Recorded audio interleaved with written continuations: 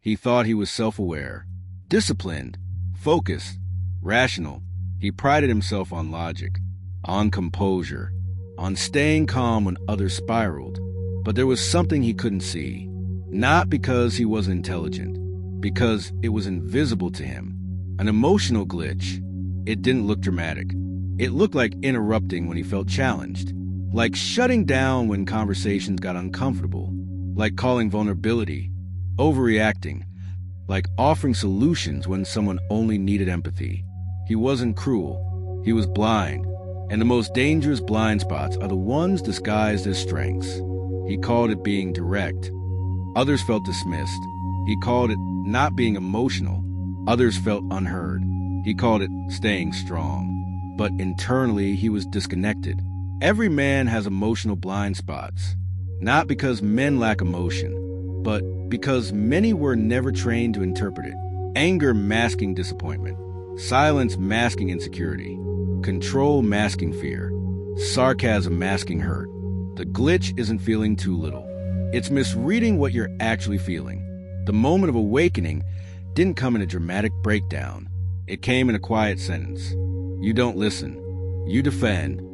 It hit harder than any insult, because deep down, he knew he wasn't responding. He was protecting his ego, protecting his image, protecting the idea that he had everything under control, and control had become his emotional hiding place.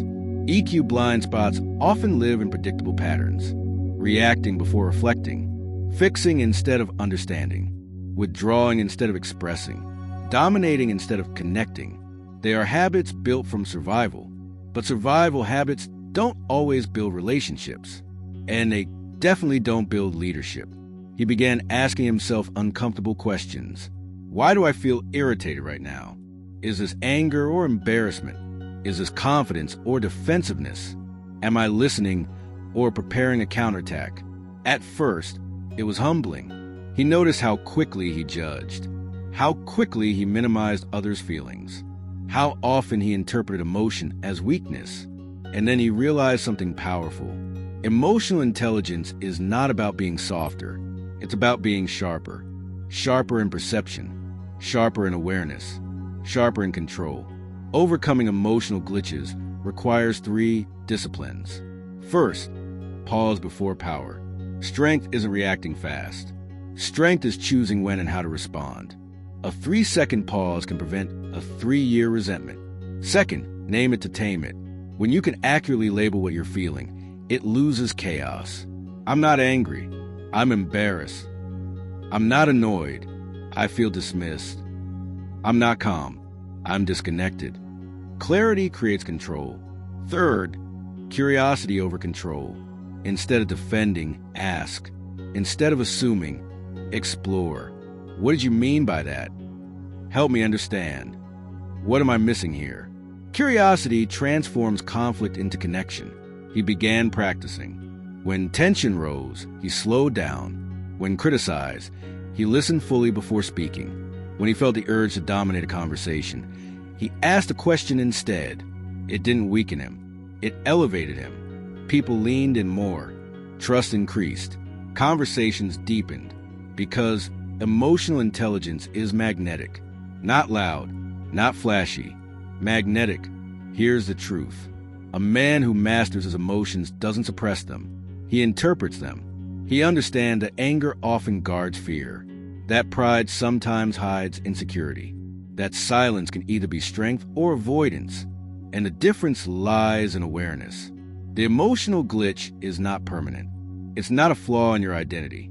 It's simply untrained software, and software can be updated. But updates require humility. They require admitting, I don't see everything. And that admission is not weakness. It is growth. When a man upgrades his emotional intelligence, 5 things happen. He stops taking everything personally. He communicates with precision. He resolves conflict without escalation. He leads with presence instead of intimidation. He builds bonds at last. Because people trust men who understand themselves. And self-understanding creates stability.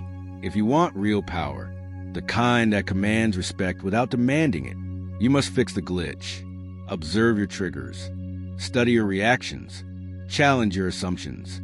Refine your responses. Your emotions are not enemies. They are data. And data, when interpreted correctly, becomes strategy. You don't lose masculinity when you gain emotional intelligence. You refine it. You sharpen it.